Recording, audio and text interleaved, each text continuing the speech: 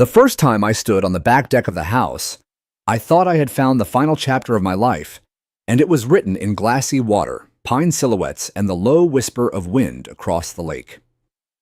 After 30 years in the Air Force and 5 more bouncing between consulting gigs, I didn't love. I wanted quiet, not loneliness, just peace. A place where the memories of my late wife Carolyn could settle into the corners of a home that didn't demand anything from me. The house wasn't extravagant, a 2-bedroom wood frame ranch with a faded red roof and sagging porch steps. But it had one thing that most homes didn't: private access to the lake, not a shared marina, not a common path through public grass, but an actual stretch of shoreline flat, shaded beautiful, that ran nearly 60 feet along the southern curve of Silver Willow Lake. I bought it in cash. Carolyn and I had always dreamed of retiring by the water. She passed 3 years too soon, but I carried that dream in my chest like a folded letter. And when I saw the for sale by owner sign on the gravel driveway, I knew it was time. The man who sold it to me, an older gentleman named Henry Pruitt, had tears in his eyes when I shook his hand. "She loved this view," he told me, glancing toward the lake. "Take good care of it, will you?" I promised I would. For 6 blissful months, I did just that. I fished from the small wooden dock, sipped bourbon on the porch while the sun dipped low, and trimmed the shore grasses myself, making sure the edge stayed neat but wild enough to invite ducks. The neighborhood was quiet, dotted with ranch homes and the occasional split level, all clustered within a managed lakefront community known as Silver Willow Estates. It sounded fancier than it was: mostly retirees. A few young couples and the occasional teenager skating too fast past the mailbox rows. The HOA was always there in the background, sending out newsletters, scheduling landscaping days, and reminding people to put away garbage cans on time. But for the first few months, they left me alone. Until they didn't. It started with a knock. I opened the door to find a woman in her 60s standing on my porch in a lavender blouse and white flats, holding a clipboard like a sword. Her expression was the kind I'd seen on too many officers who liked rank more than duty. "Mr. Carter," she asked without smiling. "That's me. I'm Charlene Dunn, president of the Silver Willow HOA. She extended a hand stiffly.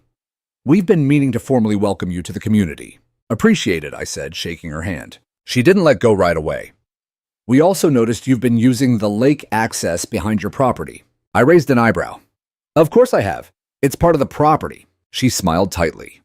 "Yes, well, that section of shoreline is maintained by the HOA.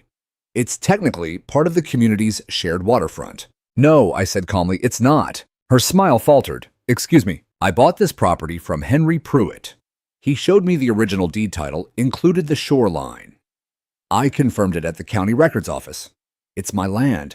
Her face twitched. "Well," she said, tapping the clipboard, "we've recently revised the HOA boundary guidelines, and it appears your property may now fall within the lakefront easement zone, which requires board approval for personal use." "I'm sorry," I said, "but you don't get to revise the deed." Her smile dropped altogether.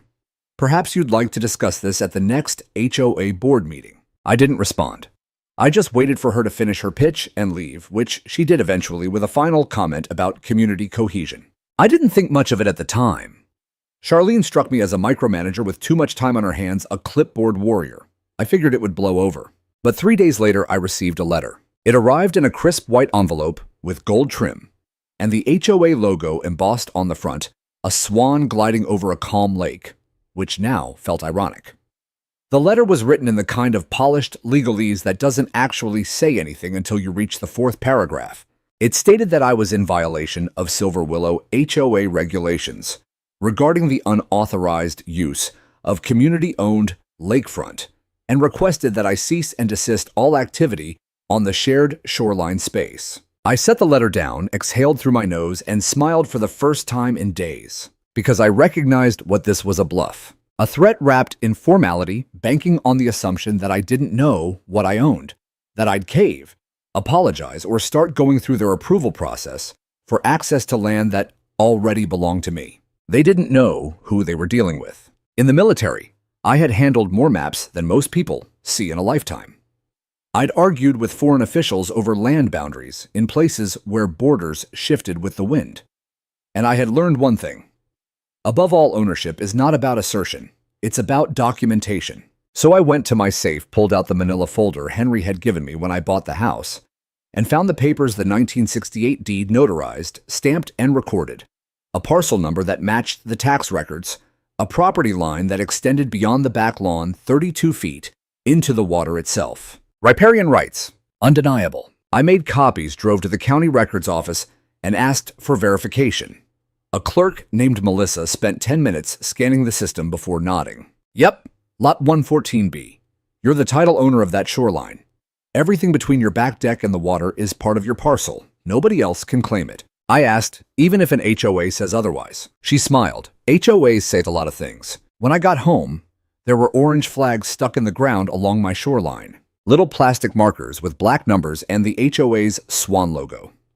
A few feet from the dock, a laminated sign had been staked into the soil. Community use only. Private access not permitted. I pulled them up one by one. I didn't say a word, but I started a folder. I labeled it Eviction Attempt, and as I dropped the first photograph inside, I knew something with absolute certainty. They were trying to evict me from land I owned, and before they were finished, I would make sure they regretted trying. I've never been one to let paperwork rattle me. Over the years, I've stared down audits, logistics messes, and field orders printed with less clarity than the back of a cereal box. But there was something about the tone of that first HOA warning letter. Its fake politeness, its implied authority, that stuck with me like a splinter in the skin. Not painful, but irritating, persistent, and impossible to ignore. The letter had arrived 3 days after Charlene's porch visit, postmarked from within the neighborhood, delivered with a confidential stamp that tried too hard to look official. The language danced around legality, like a ballet choreographed by someone who read half a paralegal manual. It referenced shared lakefront zones, recently reinterpreted bylaws, and my alleged private use of community property. I read it 3 times slowly. Then I sat down at the table, poured a glass of water, and laid out every single document I had: deed, parcel map, purchase agreement, tax assessment. My grandfather used to say, "You don't take a gun to a knife fight, you take the law." And I had the law on my side. That same day, I drove back to the county clerk's office and requested a certified copy of the original deed with a new seal. I wanted it fresh, irrefutable. The clerk, a middle-aged man with tortoise-shell glasses, smiled when he saw the parcel number. "Silver Willow frontage," he asked. "People fight over that all the time." I raised an eyebrow. "You've seen this before. HOAs like to pretend the lake is theirs," he said. "But unless it's in the Articles of Incorporation or part of a conservation trust, it usually belongs to someone, in this case, you." I left with 3 certified copies and a flash drive with digital scans. I wasn't preparing for a war, not yet. But I was building a case because I could see where this was headed. Charlene and her HOA crew had drawn a line in their minds, and they were counting on me to stay behind it. They didn't know I was a cartographer at heart. The second letter came 2 days later. This one wasn't a warning, it was a violation. Printed in bold red ink at the top, Notice of Enforcement Action, Unlawful Use of Restricted Area. It accused me of placing furniture on HOA-managed grounds, and included a photo, grainy, low resolution, clearly taken from a distance, of my lawn chair and fishing rod on the dock, my shoreline, my land. They had someone watching me. That realization hit harder than the letter itself. Someone, probably another resident, enlisted by Charlene, had walked along the trail on the opposite side of the lake and taken photos of my backyard without my knowledge. Not because I was dangerous, not because I was doing anything wrong, but because I was disobedient. That night, I installed motion-activated trail cameras around the perimeter of the property. Not hidden, not secret, just obvious enough to make someone think twice before trespassing. I also added a private property surveillance in use sign at the base of the dock. The next morning, the sign was gone, pulled clean from the post. I found it in the bushes near the fence line, crumpled. So I put up another one bigger. The game had begun. Over the next 2 weeks, the letters kept coming, each more absurd than the last. One accused me of disturbing the landscape with unapproved modifications because I planted wildflowers along the shoreline, flowers that had grown there since before the HOA was even formed. Another claimed I had violated a noise ordinance by playing music after sunset. It was jazz, low volume, played inside the house with the windows shut. They fined me 75, then 150. I didn't pay a cent. Instead, I filed a formal rebuttal through Naomi, my lawyer. Yes, I had brought her on board by now. I'd worked with Naomi before during a base closure dispute in Virginia. She was a fighter, a quiet one with a mind like a scalpel. When I explained what was happening, she didn't laugh. She leaned forward and said, "Do you want to play defense or offense?" I answered without blinking, "Offense." She filed a cease and desist on my behalf, warning the HOA that further claims would be considered harassment unless substantiated by actual municipal code. We included the deed, the parcel map, the photos, the signatures, everything. Charlene responded not with compliance, but escalation. One morning, I woke up to find a notice of removal taped to my front door. It claimed the HOA had voted to revoke my community access privileges due to chronic non-compliance with waterfront regulations. I stood on the porch, barefoot in sweatpants, reading the notice as if it were a parking ticket stapled to a birdhouse. They were threatening to evict me not from my home, but from the lake itself. I laughed. It wasn't a joyful laugh. It was the kind of laugh that starts low and bitter, the kind you can't suppress because the absurdity is just too much. It echoed across the lawn, past the fence line, out toward the glassy water they claimed to own. That day, I stopped being polite. I printed a sign and posted it at the edge of my shoreline. It read, "This lakefront is privately owned. Access restricted under deeded property rights.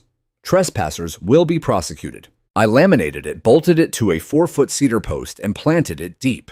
The next HOA letter didn't arrive in my mailbox. It came via courier, and this time it bore a new phrase, "Immediate eviction from community amenities pending compliance." I handed the letter to Naomi. She read it once, then again. Then she smiled. This, she said, is going to backfire spectacularly. Because what Charlene didn't know, what she was about to learn the hard way, was that I didn't just own the shoreline behind my house. I owned the deed to something far more inconvenient for them, the section of waterfront they had built their precious clubhouse on. 2 days after I handed Naomi the latest violation letter and told her I had a hunch, something deeper than a boundary dispute, something deliberate, we drove together to the county courthouse. It wasn't my first time there. I'd stood in that stone building 20 years earlier when I took care of my father's will. But this time, the stakes weren't just about land. They were about a line someone was trying to erase, and they were betting I'd be too tired, too old, or too isolated to fight. They didn't realize I'd been through wars colder and quieter than this one, and that I had no intention of losing what little peace I had left. We were greeted by a woman named Tanya at the land records office, who looked up from her monitor with a practiced expression of politeness and suspicion. When I explained what I was looking for, complete plat records, title chains, water rights, assignments, her eyebrows rose a little. "Quite the shopping list," she said. Naomi handed her the parcel number. "We're investigating a potential overreach by a homeowners association. Need everything recorded since 1965. Tanya nodded. "You're lucky. We just digitized that section last year." She printed off a stack of papers nearly half an inch thick. Maps, survey notes, deed transfer, zoning reclassifications, and handwritten notations from the original developers. As Naomi and I sat at one of the long oak tables, flipping through page after page, a quiet sense of vindication started to form in my chest. And then we saw it. On the 5th page, from the bottom, in a notarized document dated August 17, 1968, was a land grant for Lot 114B, the property I now owned. But it didn't just include the strip of shoreline behind my home, no. It extended across the narrow inlet, all the way to the opposite bank. Naomi leaned forward, squinting. Wait, this can't be right. But it was. Back in the late 60s, the original landowner, a man named William C. Adler, had retained a narrow, undeveloped section of the land directly across from what is now the HOA's clubhouse and community dock. That land wasn't part of the later Silver Willow subdivision, and it had been sold in tandem with Lot 114B, which meant I didn't just own my backyard and its shoreline. I owned the waterfront the HOA had built their clubhouse on, and the deed had never changed hands. My jaw went slack. Naomi, stunned into silence for once, stared at the map, then at me. "Tom, they built their entire waterfront amenities on land they don't own." I nodded slowly. "They've been trying to evict me from the lake. But the lakefront belongs to you," she finished. A slow breath escaped my lungs, and with it, the frustration I'd been carrying for weeks turned into something sharper, not anger, resolve. "We made certified copies, recorded everything. and walked straight into the Zoning Commission's office on the 4th floor. There, Naomi filed a preliminary property rights dispute claim. That alone would trigger a 30-day freeze on any new construction or legal action from the HOA involving shoreline access. It also meant they'd receive a notice. And they did. The very next morning, a small crowd gathered on the gravel loop outside my house. Charlene, 2 of her board members, a man in a linen suit who introduced himself as their HOA counsel, and a young guy with a drone camera who I assumed was there for intimidation. Charlene wore a pearl button blouse and her trademark fixed smile, but her hands trembled ever so slightly as she waved a folder in front of her. "Mr. Carter, we're requesting that you cease this ridiculous claim immediately." Naomi stepped forward calmly. "The claim is backed by county land records. If you'd like to review them, I'm happy to provide copies." Charlene turned to the others, then back to me. "You're threatening the integrity of this entire community. The HOA, clubhouse, the community dock, those serve over 120 residents. And I serve exactly one," I replied. "Myself, my land, my rights." The HOA lawyer stepped in. "Mr. Carter, we're prepared to file an injunction against you if this isn't resolved privately." Naomi's smile didn't reach her eyes. "Then we'll see you in court." Charlene's tone sharpened. "You're not going to win, you know. Even if the records show that parcel is technically in your name, the HOA has maintained and improved it for over a decade. That gives us a legal stake under implied easement." Naomi's voice cut like a scalpel. "Implied easement doesn't apply to structures built without consent on private land. What you've done is technically trespassing, and worse, you've collected dues and used HOA funds for improvements on property you don't own. That's misappropriation." Charlene paled. The man with the drone looked suddenly uncomfortable. I didn't say a word, not because I didn't have anything to say, but because I didn't need to. The facts were speaking louder than anything I could have added. They left in silence. 2 days later, the HOA escalated just as Naomi predicted. They filed an emergency petition with the county clerk asking for a temporary injunction to block me from interfering with community use land. They claimed I had destroyed the social cohesion of the lakefront and that my actions had created unnecessary distress among residents. Naomi and I appeared at the hearing. It was short. The judge, an older man, with wire-rimmed glasses and a low voice, read through the documents Naomi presented, the original deeds, the photos, the plat maps, the surveys, and said simply, "This is his land. Case dismissed." Charlene's lawyer stood up. "Your Honor, we intend to appeal." "Then I suggest you bring better evidence." Next time, the judge replied, "Because right now your clients are the ones using someone else's property without permission." Naomi smiled, and I sat there quietly, letting the weight of it all sink in. They had tried to evict me. They'd accused me of violating community harmony, of disrupting order, of stealing something that was never theirs to begin with. But now, with a stamped ruling and the law on my side, the only people in danger of losing anything were them. That afternoon, Naomi sent a cease and desist letter to the HOA, demanding immediate removal of all structures built on my land, including their deck, their dock, and a portion of the clubhouse that extended several feet onto my parcel. We gave them 7 days. The countdown had begun. I didn't sleep the night Naomi sent the cease and desist. I didn't need to. Sleep was for when wars were over, and this one wasn't. It was the kind of tension I hadn't felt since Afghanistan, when we waited for a dawn raid that never came, only the wind, and the certainty that something was going to break. By sunrise, I was on my back porch, a thermos of coffee in hand, watching the lake. The surface was still the kind of still that makes you suspicious. By noon, Charlene responded. Not to me directly, of course. No one from the HOA ever addressed me head-on unless it was to scold. No, this time she sent a notice to the entire neighborhood. Printed on glossy paper and slid into every mailbox, the bulletin was titled in all caps, "Urgent Community Update Regarding False Land Claims." The opening paragraph labeled me a disruptive individual who was actively attempting to reclaim land previously considered community property.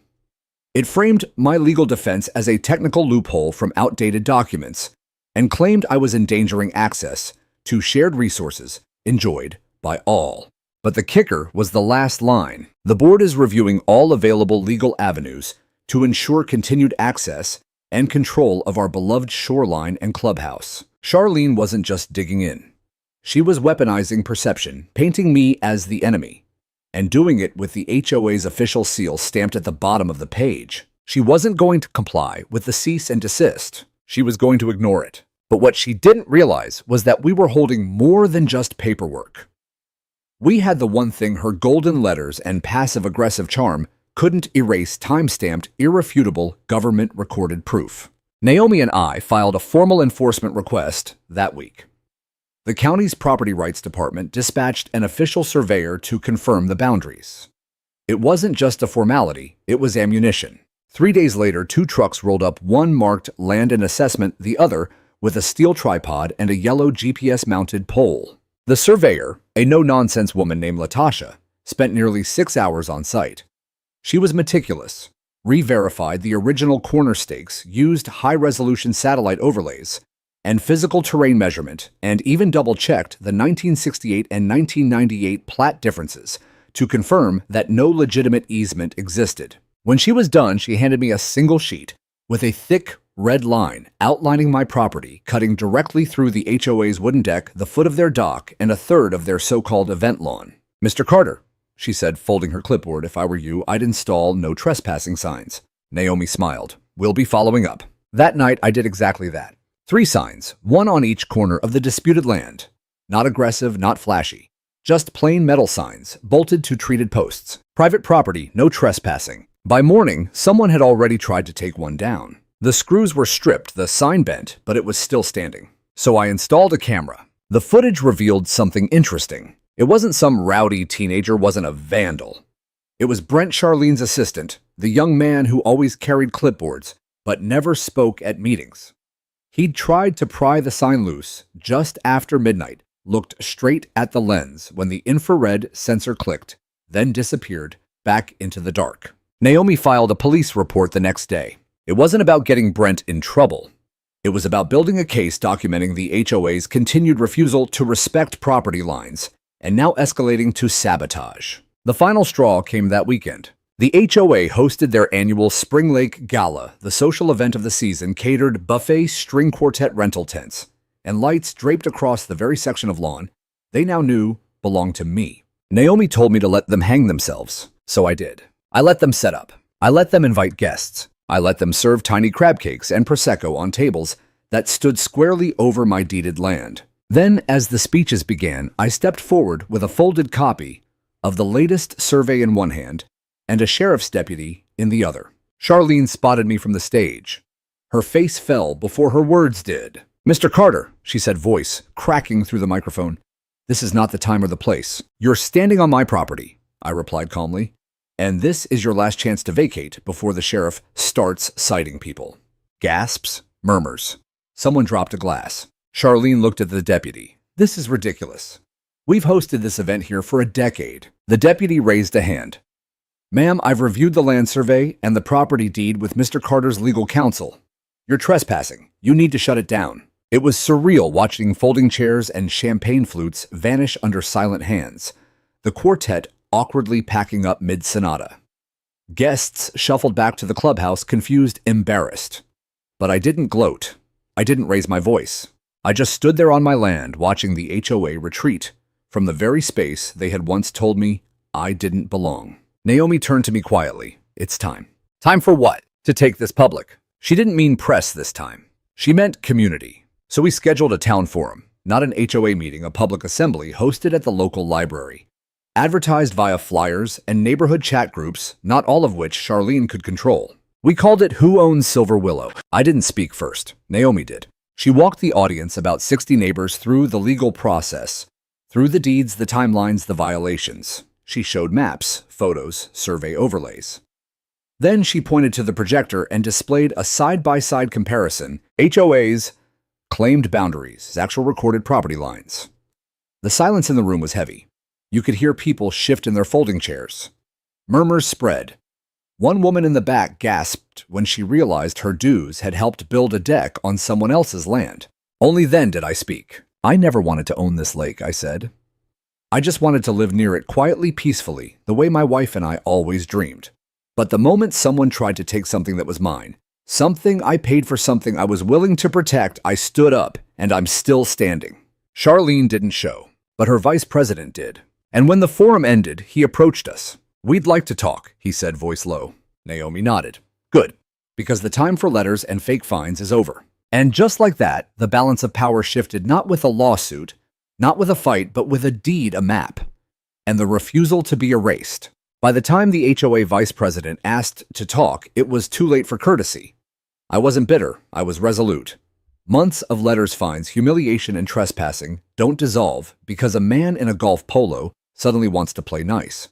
What I wanted, what I needed was clarity, not just for me, but for every neighbor who'd watched the HOA walk over property lines and people with the same indifference. So Naomi and I went back to the courthouse. This time we weren't looking for more proof. We were filing suit. She called it protective litigation, a way to force the HOA's hand before they could mount another legal stunt. The goal wasn't money, it was to settle the ownership once and for all on public record under judicial oversight, with no more room for interpretation or manipulation. The clerk at the civil window, a young guy with a buzz cut and patient eyes, took our paperwork and scanned it into the system. He paused as he reviewed the summary. "This is about the HOA lake access thing, right?" he asked without looking up. "Yes," I replied. He nodded. "I live 2 blocks over. Heard about the deck situation. People are talking." "Let them," Naomi said. Our case was filed that afternoon under the name Carter v. Silver Willow HOA. Within 72 hours, we were assigned a hearing date and a pre-trial conference. The HOA, now scrambling to contain the fallout, hired new representation, a big downtown firm with a lot of sharp suits and even sharper tongues. They issued a press release to local media. The Silver Willow Homeowners Association strongly disputes the claims brought by Mr. Carter, who is seeking to undermine shared community assets through outdated legal loopholes. We are confident the truth will prevail. But it wasn't a loophole. It was a chain of title. And the truth, well, that was written in ink long before Charlene Dunn decided the lake belonged to her. At the pre-trial conference, their attorneys tried to delay the hearing, claimed they needed more time to review documentation. Naomi countered that the land had been occupied without consent for over a decade, and the only reason they needed more time was to fabricate an argument that could override a government-recorded deed. The judge, a calm, deliberate woman named Judge Reva Stone, glanced at the folders. "How many square feet of land are in dispute?" she asked. Naomi replied, "Approximately 3,800, including the HOA's dock waterfront patio and one support column of their clubhouse deck." Judge Stone raised her eyebrows. "So, the HOA's primary public asset was built on private property?" Naomi nodded. "Yes, Your Honor, without permission, without compensation, and after repeated attempts to remove the rightful landowner's access." The judge turned to the HOA's attorneys. "I'm keeping the date. No delays." That night, I stood on the dock and watched the moon hang above the water like a promise. The wind stirred cool and steady. For a moment, I could almost feel Carolyn beside me, her voice soft, her hand light on my arm. "You're doing what's right," I imagined her saying. "Not just for you, for all of them." 2 days later, a news van parked across the street. They weren't from the local station this time. They were from the regional affiliate of a national network. Naomi hadn't tipped them off. I hadn't either. Word had spread on its own through neighbors' legal filings, maybe even HOA defectors who'd grown tired of silence. Whatever the source, the story had reached farther than we expected. The segment aired that weekend. It opened with a drone shot over the lake, slow and cinematic, panning across my property, the clubhouse, the dock. Then the narrator's voice came in. "In Silver Willow Estates, a peaceful retirement community nestled around a glimmering lake, one homeowner's fight for the truth has exposed a hidden battle over who really owns the shoreline." They interviewed Naomi. They interviewed Greg, my neighbor, and they even included part of the town hall footage. But the part that hit hardest was the closing line. For Tom Carter, this isn't about revenge. It's about principle. And for every homeowner who's ever been told they have no say, it's a reminder the paper trail matters. The next day, the HOA tried to settle. Their lawyer sent Naomi an offer $50,000. In damages, a written apology, and the transfer of easement rights to the disputed land so the HOA could continue using the dock and deck without further incident. Naomi let me read the letter in silence. When I finished, she asked, "Want to take it?" I shook my head. They don't get to rent what they built without permission. Then we keep going. And we go public, I added. She looked at me for a long moment, then nodded. So we called a press conference. It wasn't grand, just a folding table on my lawn, a stack of documents, and Naomi in her charcoal suit beside me. But the reporters came, a dozen of them, from local state, even a few real estate industry blogs who'd caught wind of a headline too juicy to ignore. Veteran homeowner sues HOA over illegal lakefront construction. I stood behind the table and said only this: the HOA tried to evict me from land I bought, taxed, and cared for. They threatened me with fines, isolation, and silence. I don't want their money. I don't want their clubhouse. I want their honesty. And I want every HOA in the country to remember, a deed is not a suggestion, it's a contract. And I intend to see it honored. The clip aired that night. By morning, my inbox was full letters of support, interview requests, even other homeowners from across the country sharing similar stories. One man from Florida had been fined for placing a flagpole on common space that turned out to be his front yard. A woman from Arizona had lost access to her garden because her HOA claimed it interfered with aesthetic harmony.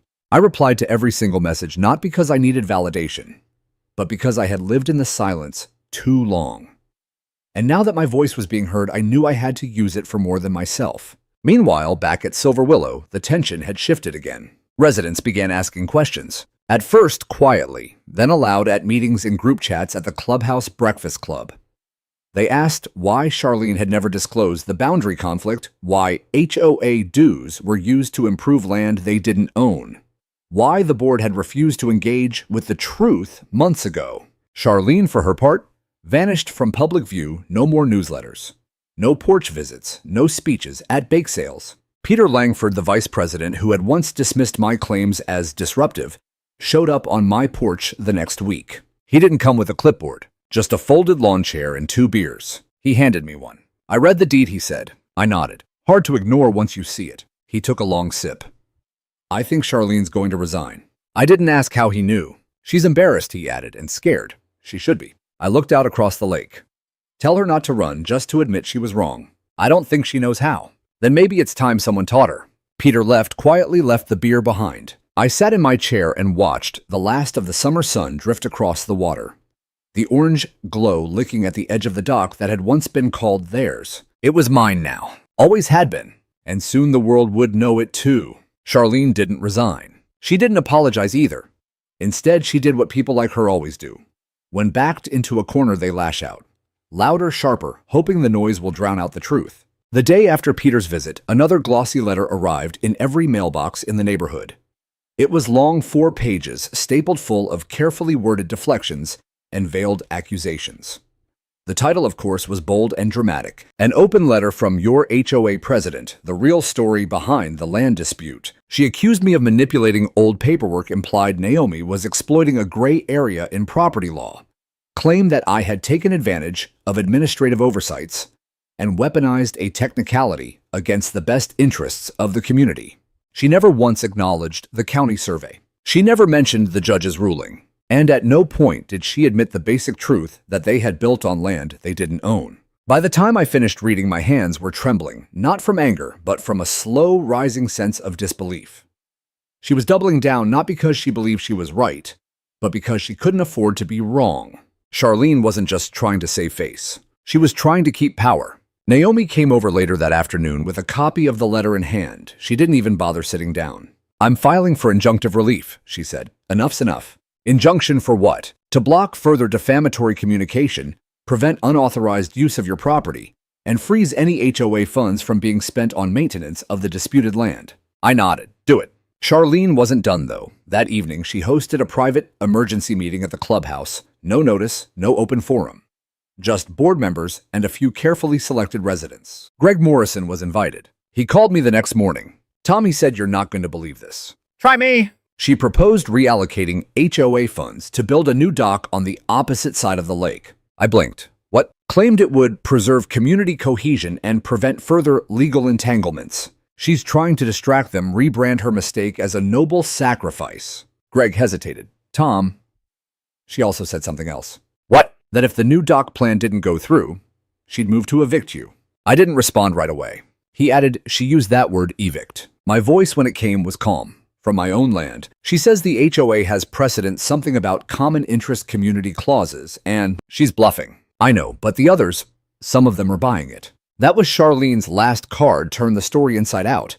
Make me the threat frame my defense of property, as aggression use fear not facts. I needed to change the battlefield. So I invited the press back this time. Not for a statement, but a walkthrough. The segment aired 3 days later. I led the reporter through the entire property, pointing to the survey stakes, the dock, the original cement markers from 1968, still partially buried near the shrubs. Naomi showed the stamped court orders. We displayed the HOA's own maps printed side by side with the county's.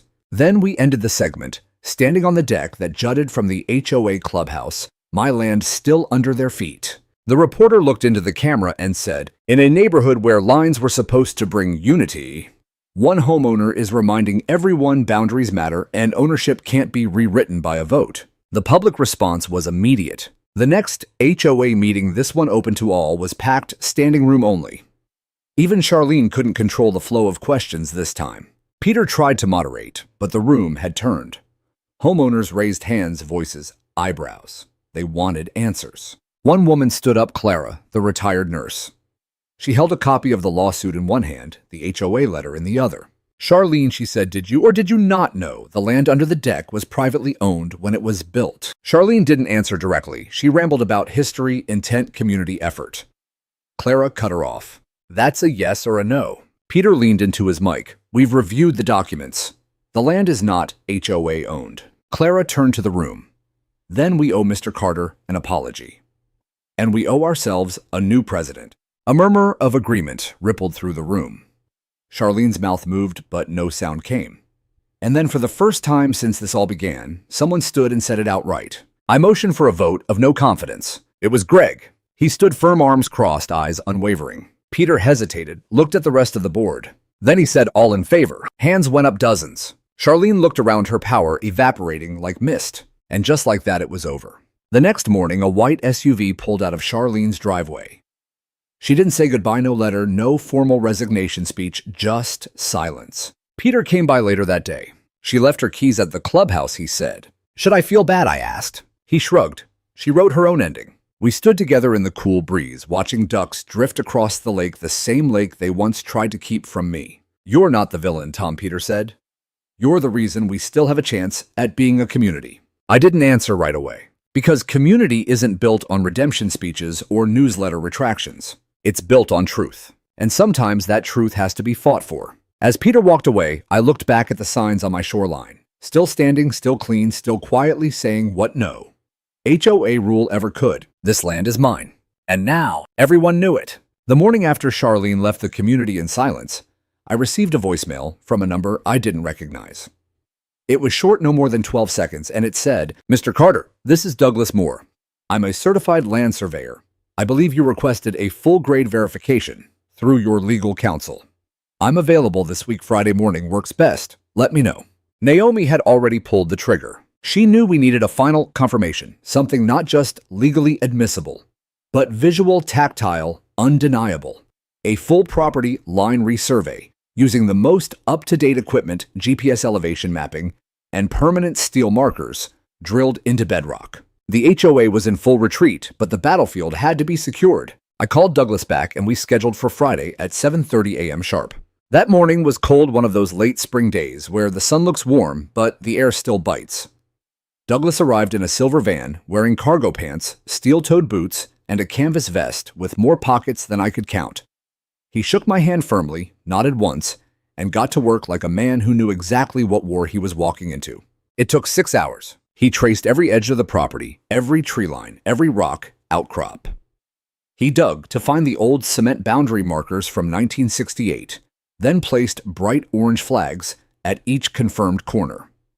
He shot laser measurements, took drone imagery, and recorded elevation data along the slope that led down to the lake, proving that the HOA's drainage system had been dumping runoff across my land for years.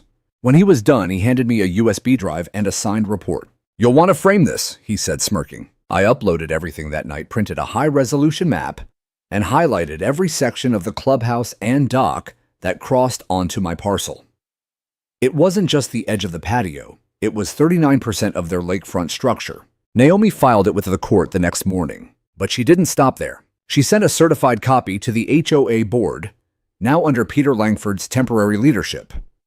Attached was a formal demand: immediate removal of all structures encroaching on Lot 114B, or face a damages claim totaling $185,000, including retroactive land use fees, legal costs, and environmental violations. That number wasn't random. It was the estimated value of the square footage they had built on my land, plus compound damages for over a decade of unauthorized use. Peter called me later that day. He didn't sound defensive. He sounded exhausted.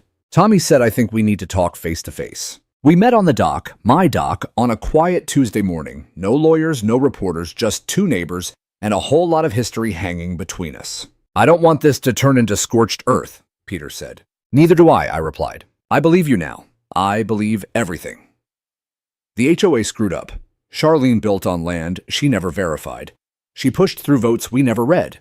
And the community's going to suffer for it if this turns into demolition and lawsuits.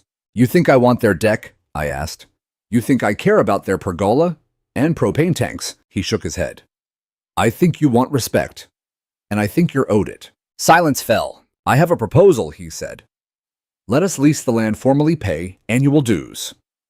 You set the terms. We'll take the fence down. We'll pay back a portion of what was used, and we'll acknowledge your rights in writing in front of the community." I stared out across the lake. The part of me that had spent the last year being harassed, fined, lied about, and trespassed upon wanted to say no, wanted to tear the deck down and salt the earth beneath it.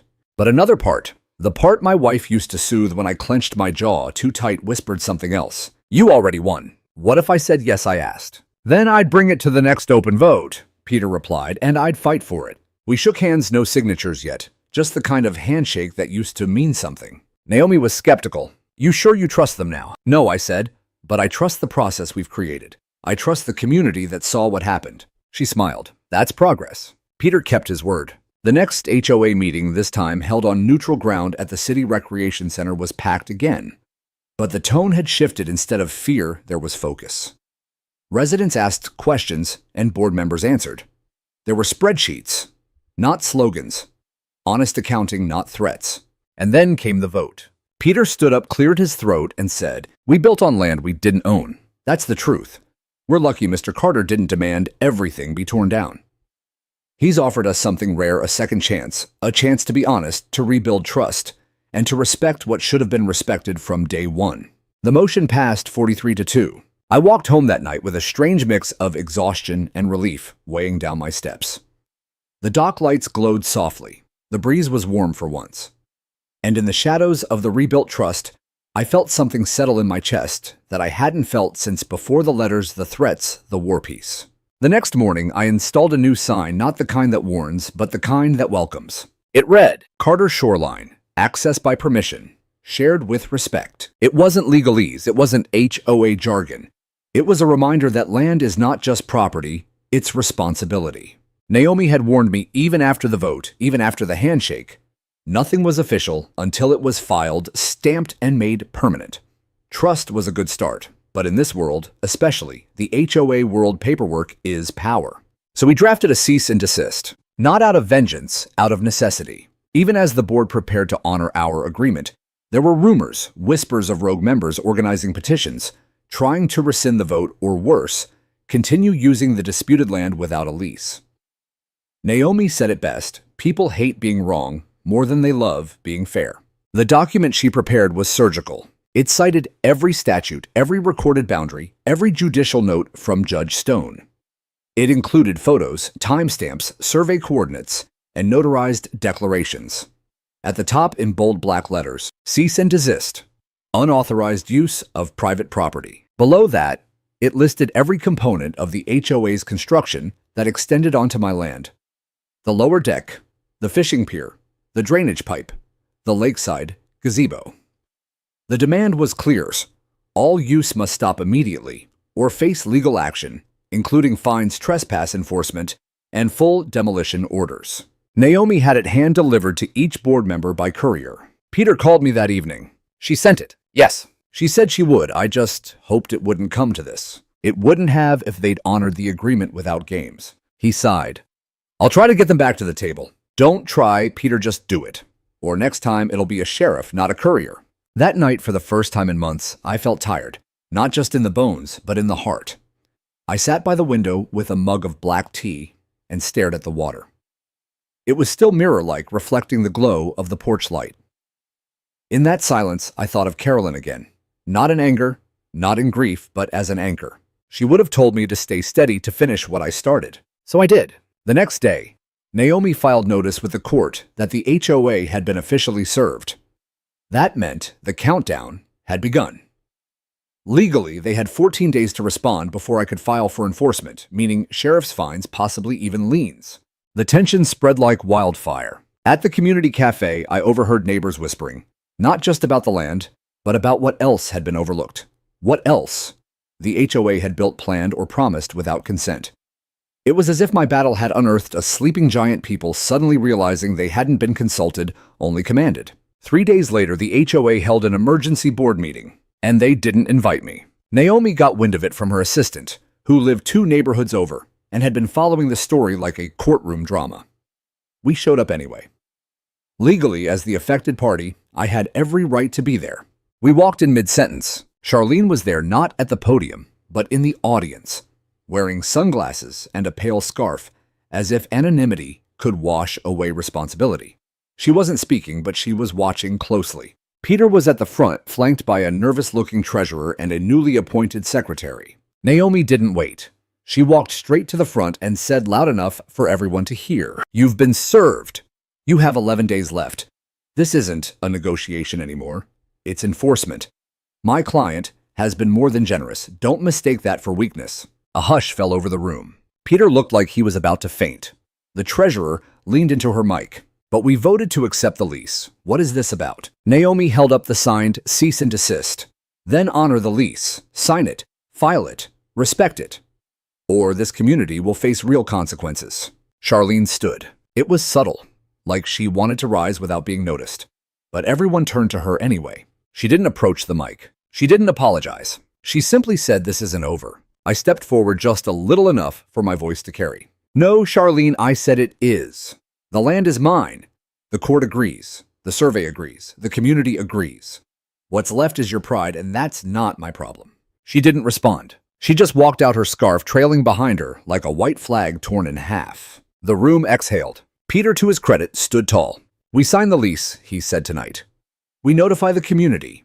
We publish the deed online. And we issue a public statement, full accountability." That was the moment it shifted from damage control to true reform. Naomi and I stayed until the end, overseeing the signatures. When it was done, she handed me a fresh copy of the contract. "You know what this means?" she asked. "That I can finally fish off my own dock without a lawsuit." She smiled. "That, and no one can touch this shoreline again, ever." We walked outside into the crisp night air. The stars were bright, the lake calm. And for the first time, I realized something. This wasn't just about the land anymore. It was about dignity, about drawing a line and holding it not in anger, but in clarity, for me, for the next owner, for the neighbors who had doubted then rallied. Naomi turned to leave, but paused. "You know," she said, "you could have taken their offer months ago, pocketed the money, moved away." "I know. Why didn't you?" I looked out over the lake. "Because I loved this place before they ever showed up," I said. "And because no one, HOA or not, gets to erase someone else's name from their own shoreline." She nodded, then walked to her car. I stayed, listened to the frogs, felt the breeze. And for the first time, let myself believe that the worst was truly over. A week passed. The lease was filed with the county registrar. The HOA board, now fully reorganized under Peter's interim leadership, posted the signed agreement on the community bulletin and mailed physical copies to every homeowner. The deck, dock, and gazebo remained, but now with small plaques at their base. "By agreement with Thomas Carter, private land community use with consent." That phrase, "with consent," it carried more weight than anyone could have imagined. It was the beginning of something bigger. Because once the story aired in full on a national morning show, complete with sweeping drone shots, interview segments, and the now famous clip of Charlene storming out, it stopped being just my story. It became everyone's story. My mailbox overflowed, not with fines, not with threats, but with letters. Real ones, folded paper, handwritten ink, postmarked from Florida, Oregon, New Hampshire, even Alaska. I received emails, 200s of them, but the letters were sacred. I kept them in a shoebox that used to hold my late wife's favorite teacups. One letter stood out. It came from a man in West Virginia. His name was Russell, 68, a retired coal miner. He wrote in careful, blocky handwriting, "Dear Mr. Carter, they tried to take my well, said it was on shared utility ground. It fed my house for 32 years. After your story aired, I looked up my deed. You inspired me. I took them to court. I won. Thank you for reminding me that old men still count." I read that one aloud to Naomi over coffee. She just smiled and said, "I told you this was more than a fence line." But the most surprising letter came a few days later from Charlene. It wasn't long. No apology. Just a single envelope, no return address, postmarked from a neighboring town. Inside was a typed note. "I lost sight of what mattered. You didn't. You won fairly. I hope the lake is peaceful again." That was it. No name signed, but I knew it was hers, the sentence spacing the precision in the tone.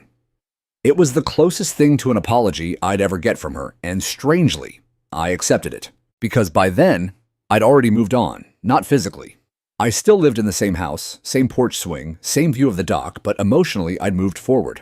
Greg and I built a new bench at the water's edge, beneath the oldest tree on the property. We called it the witness seat, a quiet spot where neighbors could sit, reflect, or just watch the lake shimmer. We installed a community box beside it where people could write down questions or memories or even disputes to be read aloud at monthly HOA meetings. It was Peter's idea. The opposite of secret rules is open stories, he'd said.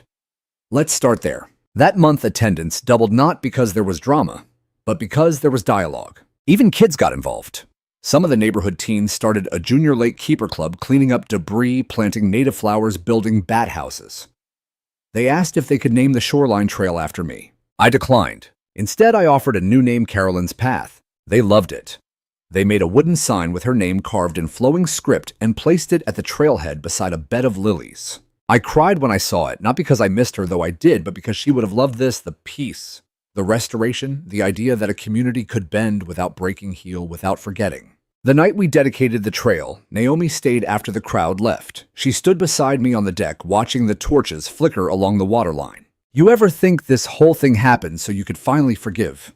she asked softly. "Forgive who?" Herself, Charlene the board, maybe even the part of you that stayed silent too long. I didn't answer, not right away, because in my heart, I knew something deeper. I wasn't just forgiving them. I was freeing myself from resentment, from vigilance, from the grip of always needing to defend. I wasn't a warrior anymore. I was a keeper of land, of truth, of story. When Naomi left that evening, she paused at her car and said, "You know, I could probably get you a book deal." I laughed. "Only if you write the foreword." She winked. "Deal." That night, I sat by the lake with a journal in my lap, first time I'd written in one since my wife passed. I didn't write about the HOA, not directly. I wrote about the sound of the frogs, the scent of pine, the way the moon painted the water silver. And I wrote this line: "Justice doesn't always roar like thunder. Sometimes it whispers like a breeze over still water, telling you you're home." I closed the book. I closed the past. And I finally slept through the night. Spring melted into early summer, and with it came a kind of stillness I hadn't known in years, the kind that hums beneath your ribs when the fighting is done. Not because you've forgotten the war, but because you've survived it. The water level in the lake had stabilized. The drainage issues once manipulated and rerouted by the HOA to pressure me had been fully corrected under Peter's oversight. The stormwater now flowed through a community-designed bioretention garden co-planted by teenagers and retirees, not contractors. It bloomed purple and yellow and green, an unlikely monument to compromise. One morning, I received an envelope from the county clerk's office. It contained a certified copy of the updated master plat, now officially recognizing the boundaries that had once sparked so much chaos. My parcel lot, 114B, was marked with clear GIS coordinates. There was even a marginal note: portion of shoreline under private ownership per court ruling and public agreement filed June 7th. That small line in municipal font was more than words. It was vindication. I called Naomi and read it to her aloud. She didn't respond at first, then said, "Now frame it and rest." And I did frame it right above the fireplace, next to my wife's watercolor painting of the lake during sunset. It was a strange pairing: government record and personal memory. But together, they told the whole story. I didn't sell the land. I didn't move away. In fact, I did something no one expected. I opened it up, under strict terms, of course. Every spring and fall, we now host a community shoreline day. Fishing, paddleboarding, picnics, laughter, but no HOA speeches, no banners, just families, stories, and freedom. I even wrote a small code of conduct printed on a wooden sign at the trail entrance. It says, respect the water, respect the land, respect each other. No citations, no bylaws, just principles. Funny how the simplest rules carry the deepest meaning. Peter eventually stepped down as interim president and returned to his true calling, mentoring young city planners. Before he left, he gave me a small gift, a brass compass engraved on the back, for when you need to find your center again. Greg took over as HOA president. No one opposed him. His first act, sunset the enforcement committee, replace it with a neighbor mediation circle. No more anonymous complaints, just conversations. One afternoon, months later, as golden leaves danced across the driveway, a couple parked outside my gate. They were older, maybe in their 70s, holding a thin folder. I walked over curious. "Are you Mr. Carter?" the woman asked. "I am." "We're the O'Donnells," she said, smiling softly. "We bought lot 115 just east of your shoreline." I thought that lot was still empty. It was, but we saw your interview, saw what you fought for, and we thought, this is where we want to retire. She held up the folder. Inside was a copy of their deed, clean, clear, no HOA entanglements, just ink, paper, and promise. "We're not here to disturb," her husband added, "just to be part of the lake quietly." I invited them in for coffee. As we sat on the porch, watching the ducks glide across the water, I realized what had changed, not just in the neighborhood, but in me. I no longer saw myself as a victim or even a victor. I was simply the witness to injustice, yes, but also to renewal, to the way land, like people, can be misunderstood and mistreated, and yet still forgive, still shelter, still stand. Later that night, I opened my journal again and wrote the final entry. Let them say I built no empire. Let them say I launched no revolution. But let them also say this: I stood my ground. I kept the shoreline. And I gave it back not to power, but to people. As the stars blinked above the calm lake and the wind rustled the reeds like old lullabies, I sat still, anchored not by fences or rulings, but by truth. And in that stillness, I was finally home.